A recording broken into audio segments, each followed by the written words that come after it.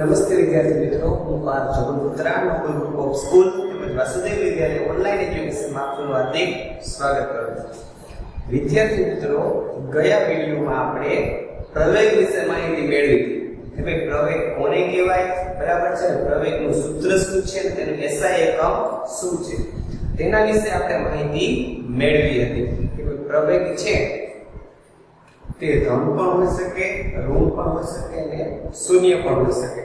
તો તેના મદદથી તમને પ્રવેગ વિશે છે ખૂબ સરળતાથી સમજૂતી મળી ગઈ હશે, બરાબર.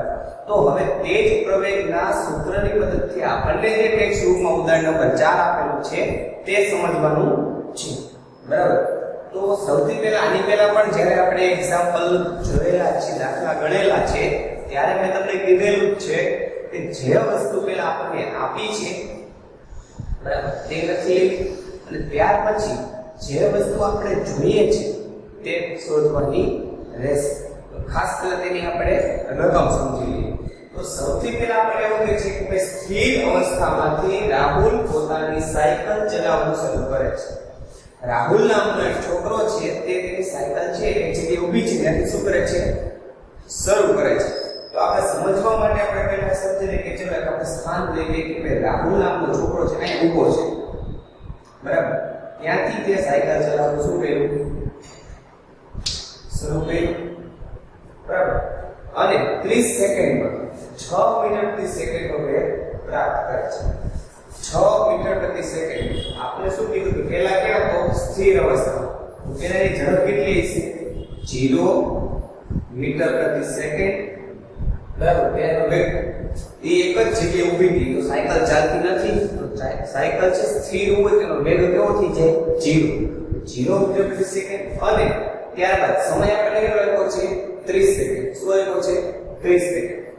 સમયગાળો આપણને આપ્યો 30 સેકન્ડ.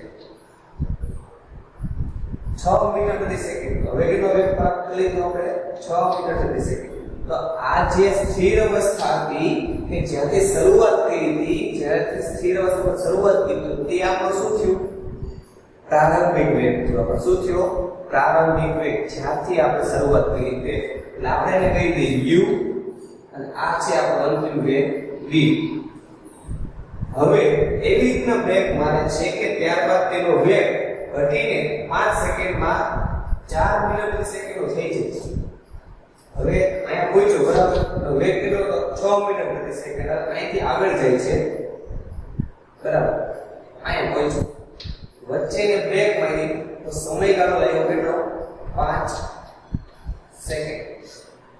અને એનો વેગ 6 હતો, એમાંથી ઘટી કેટલો થઈ ગયો, 4 મીટર પ્રતિ સેકન્ડ. એટલે કે આપણને બે ઘટના એવી છે, રાહુલ નામનો છોકરો છે, સાયકલ સ્થિર ઊભી છે, ત્યાંથી તે ચલાવવાનું શરૂ કરે છે. સ્થિર હતો, તેનો પ્રારંભિક વેગ કેટલો થયો, 0. હવે 0 થી શરૂઆત કરીને 6 મીટર પ્રતિ સેકન્ડનો શું કરે છે, વેગ પ્રાપ્ત કરે છે. એટલે આપણે શું લખ્યું, 6 મીટર પ્રતિ સેકન્ડનો વેગ, બરાબર. ત્યારબાદ તે પાછો શું કરે છે, બ્રેક મારે છે, એનો વેગ શું થાય છે, ઘટે છે. અને પાછી એની ઝડપ છે 4 મીટર પ્રતિ સેકન્ડ થઈ જાય છે 5 સેકન્ડના સમયગાળામાં. તો બે ઘટના છે, તો આપણે સમજવા માટે બંને ઘટનાને શું કરીશું, અલગ અલગ વહેંચી દઈશું. સૌથી પહેલા હું ઘટના 1 ની વાત કરું, બરાબર. તો આપણે વાત કરી પહેલી ઘટના. પહેલી ઘટનામાં આપણે શું કીધું હતું, તો કે 0 થી ચાલુ કરીને ક્યાં પહોંચ્યો, 6 મીટર પ્રતિ સેકન્ડ. તો આપણો પ્રારંભિક વેગ કેટલો થયો, u બરાબર 0 મીટર પ્રતિ સેકન્ડ. અને અંતિમ વેગ આપણો કેટલો થયો, v બરાબર 6 મીટર પ્રતિ સેકન્ડ. અને ત્યાં સુધી પહોંચવા માટે શું કીધું, 30 સેકન્ડનો સમય લે છે. t આપણને કેટલો મળ્યો, 30 સેકન્ડ. હવે મારે ઘટના 1 માટે પ્રવેગ ગોતવો છે, તો સૂત્ર શું મૂકીશ કે ભાઈ a બરાબર v - u છેદમાં t.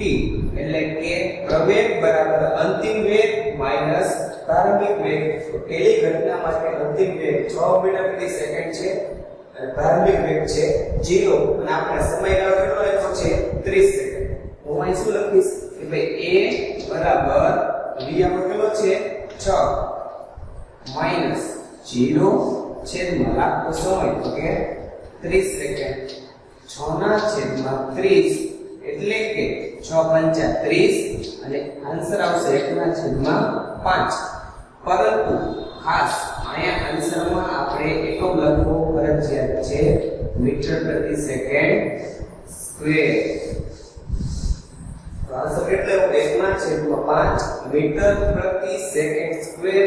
સેકન્ડ સ્ક્વેર મીટર પ્રતિ સેકન્ડ સ્ક્વેર છે તે પ્રવેગનો SI એકમ છે. એકમ લખશું તો જ આપણો આન્સર સાચો ગણાશે. બરાબર. હજી આપણે જો પોઈન્ટમાં આન્સર જોતો હોય તો તમે 1/5 કરશો એટલે 0.2 સમથિંગ જવાબ આવશે. 0.2 મીટર પ્રતિ સેકન્ડ સ્ક્વેર આપણો આન્સર આવશે. અને તમે 1 ના છેદમાં 5 મીટર પ્રતિ સેકન્ડ સ્ક્વેર લખો તો પણ ચાલે. બરાબર. તો તમને પહેલી ઘટના માટે ખબર પડી ગઈ. હવે સમજવાનું ખાસ છે તે આપણે બીજી ઘટના. બરાબર. હવે આપણે વાત કરીએ બીજી ઘટના. ઘટના નંબર 2. હવે આખી રકમ પાછી આપણે સમજીશું. બરાબર. શરૂઆત સ્થિર અવસ્થામાં તેને ચાલુ કર્યું 30 સેકન્ડમાં એને વેગ પ્રાપ્ત કરી તો 6 મીટર પ્રતિ સેકન્ડ. બરાબર.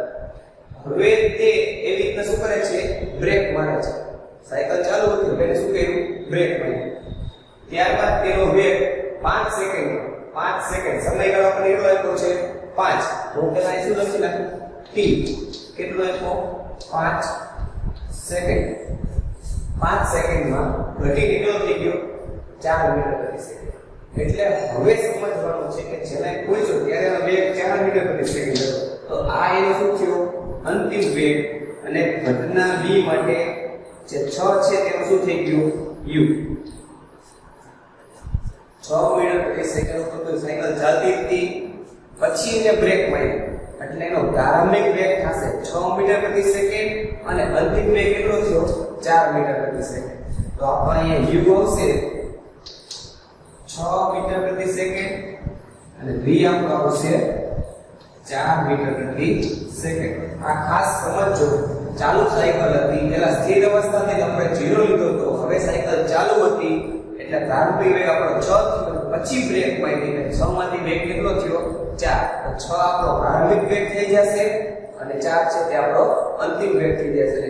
બ્રેક માર્યા પછીનો સમયગાળો છે 5 સેકન્ડ. t આપણો થઈ જશે 5. હવે આપણે પ્રવેગ ગોતવો છે. તો પ્રવેગ માટેનું સૂત્ર a = v - u છેદમાં t બરાબર a v આપણો કેટલો છે 4.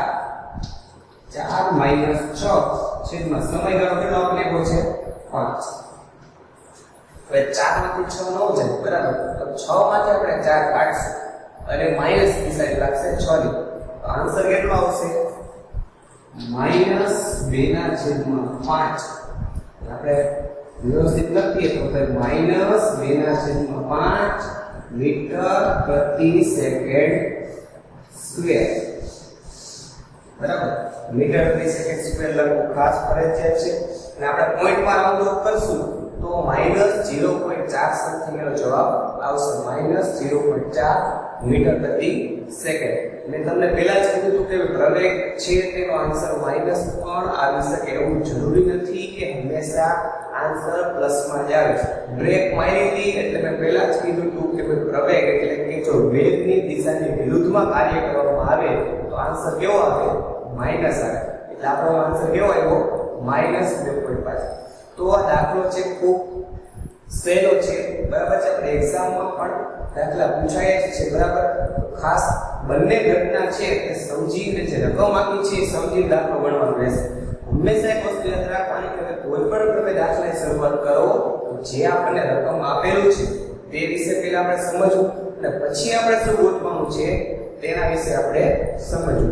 બરાબર. તો પ્રવેગ વિશે તમને જે સૂત્ર છે તેની મદદથી ખૂબ સરળતાથી સમજવામાં આવી ગયું હશે. બરાબર. તો પણ તમે દરેક વિદ્યાર્થી પોતાની રીતે બરાબર છે પોતાની બુકમાં જાતે દાખલો ગણવાનો પ્રયત્ન કરજો. બરાબર છે. અને પ્રેક્ટિસ પણ કરજો. જે વધુ જે આપણા ટોપિક્સ છે તે આપણે આવનારા વિડીયોમાં જોઈશું. Thank you.